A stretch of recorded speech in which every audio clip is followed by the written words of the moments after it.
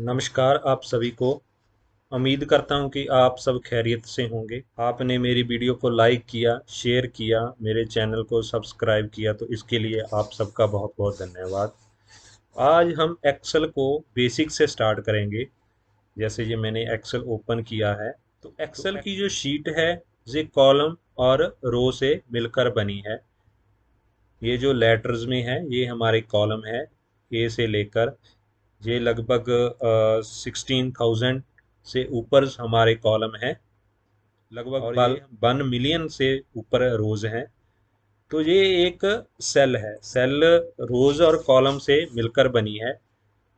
अगर हम सेल का रेफरेंस देखें या सेल का एड्रेस क्या है हमने देख रहा हो इस सेल का, तो हम कॉलम और रो का नंबर होगा जो वो सेल का रेफरेंस नंबर होगा। जैसे ये मेरी सेल के कॉलम में आ रही है और 6 नंबर रो में है। तो आज हम बेसिक से स्टार्ट करते हैं। एक्सेल में कोई भी फार्मूला लगाने से पहले सबसे पहले हमने इक्वल टू लगाना है, उसके बाद फार्मूला टाइप करेंगे। तो ऐड के लिए इक्वल टू, जिस सेल को हमने ऐड करना है उस सेल को सेलेक्ट करेंगे। यहाँ से मैंने मान लो इस सेल को सिलेक्ट किया, देन इस सेल को सिलेक्ट किया, तो ये हमारा सेल का रेफरेंस हो गया। ये हमारा जी कॉलम में है, फोर्थ रो में है तो G4 हो गया और ये G5 हो गया। इसे हम टाइप भी कर सकते हैं G4 प्लस G5। दोनों को हम अगर प्लस करेंगे तो दोनों का सम आ जाए। सेकंड है सब्ट्रैक्ट। सब्ट्रैक्ट के लिए हम टाइप करेंगे, मान लो मैंने G9 में से G7 को माइनस करना है, तो इस तरह से हम माइनस सब्ट्रैक्ट यूज करेंगे। मल्टीप्लाई, जैसे मैंने इस सेल को इस सेल से मल्टीप्लाई करना है, इस तरह से मल्टीप्लाई हो जाएगा। डिवाइड के लिए मान लो इस सेल को डिवाइड बाय दिस सेल, इसे डिवाइड करना, इस पूरे सेल्स का टोटल करना है। तो इसके लिए यहाँ से हम इक्वल टू टाइप करेंगे, देन फार्मूलाज, फार्मूला में ऑटो सम, ऑटो सम में सम।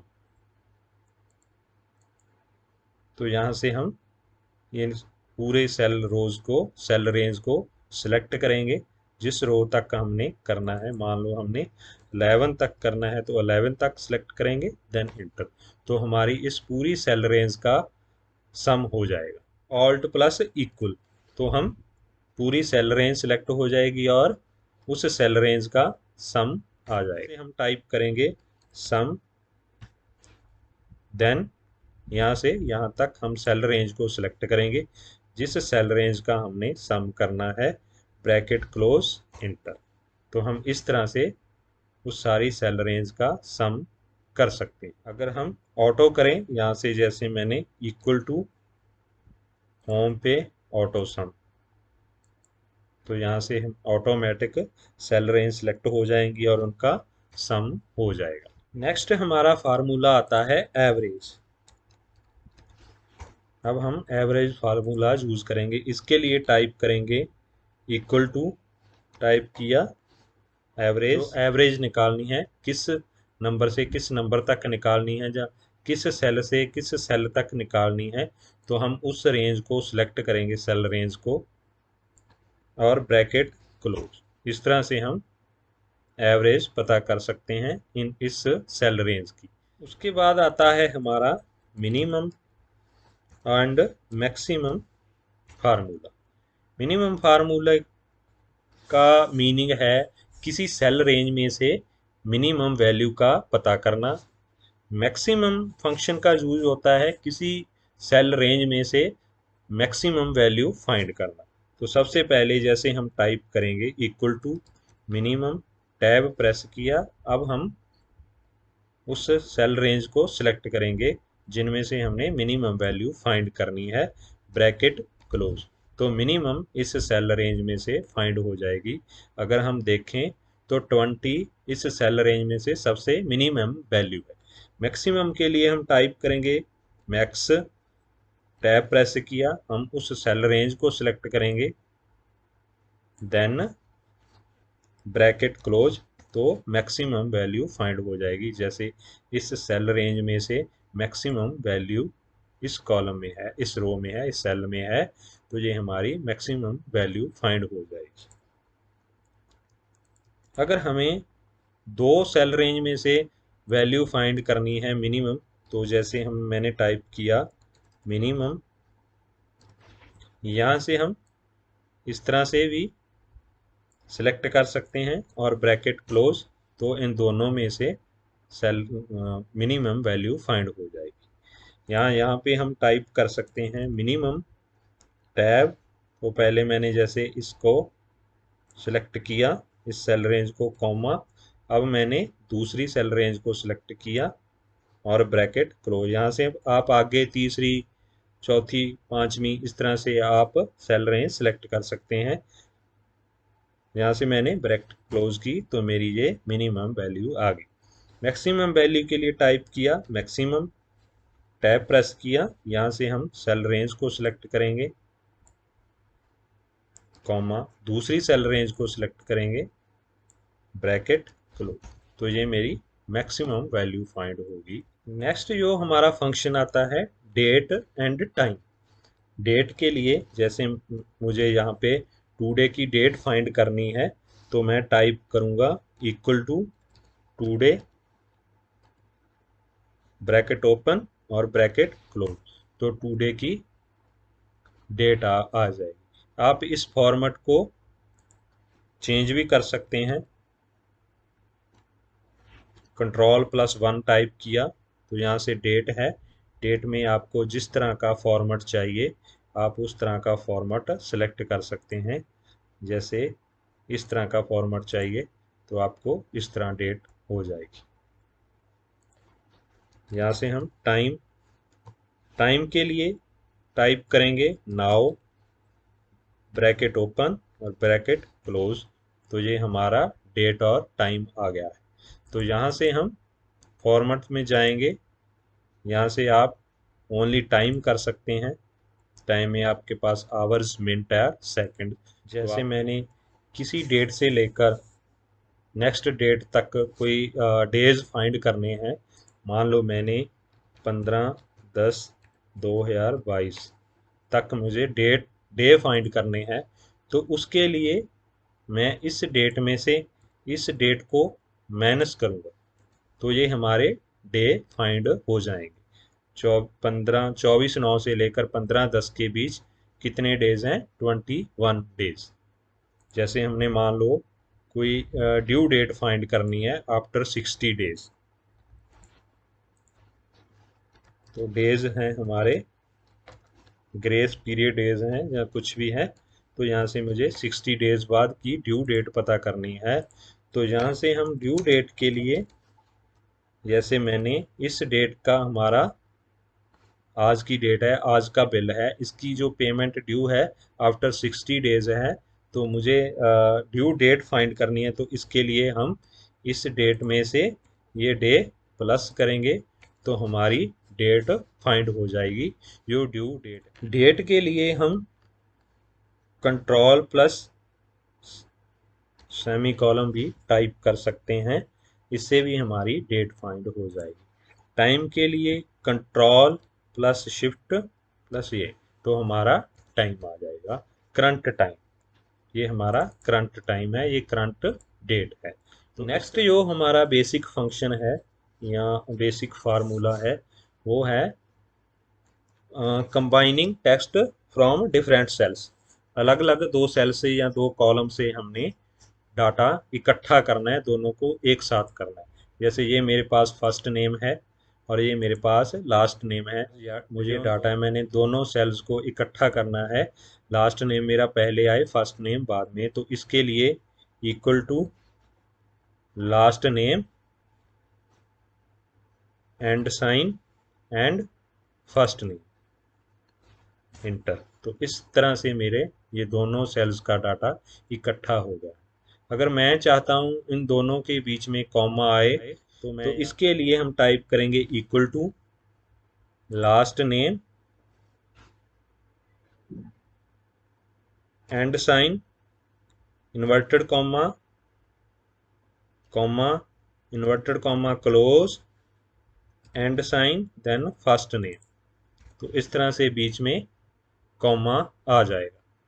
अगर मुझे फुल नेम टाइप करना है स्पेस देकर, तो इसके लिए मैं टाइप करूंगा equal to first name and sign, inverted comma, space, inverted comma close, and sign, last name, inter.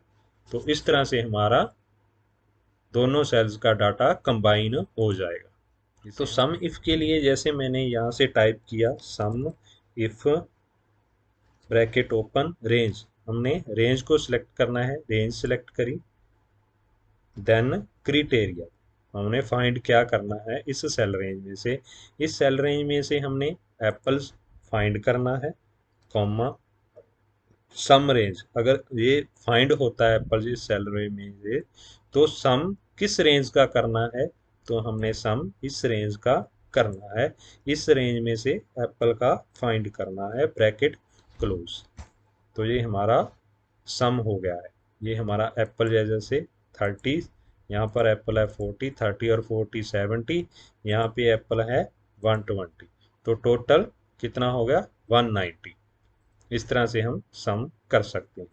Some ifs है डबल कंडीशनल के लिए, जैसे मैंने सम इफ्स यूज किया, ब्रैकेट ओपन सम रेंज, हमें जिस वैल्यू का सम करना है सम रेंज को सिलेक्ट करेंगे, हमने जैसे इसको सिलेक्ट किया, कॉमा, क्राइटेरिया रेंज 1, तो क्राइटेरिया रेंज 1 हमारी ये है, फर्स्ट जो हम कंडीशनिंग लगा रहे हैं, कॉमा, इसमें क्राइटेरिया क्या फाइंड करना है, एप्पल्स फाइंड करना है, कॉमा, क्राइटेरिया रेंज 2, दूसरी रेंज क्या है, नेम वाली दूसरी हमारी रेंज है, कॉमा, क्राइटेरिया 2, तो सेकंड क्या फाइंड करना है, राकेश, ब्रैकेट क्लोज।